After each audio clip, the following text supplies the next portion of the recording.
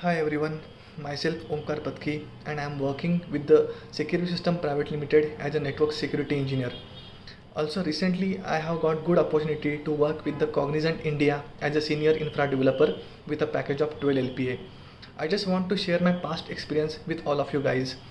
So I completed my graduation as a mechanical engineering and then I joined Evision Technology. There I learned routing, switching, some basic networking concepts, some cloud technology related stuff, and it helps me to get start my career in IT field as a IT intern. After completion of Evision, they also give me few interview calls and I got selected from one of them. I started my career with Talentica Software as a system admin with a package of 3 LPA.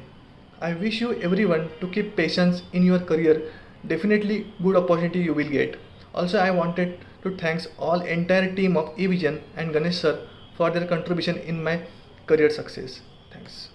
So, what are you waiting for? Join Evision, join job.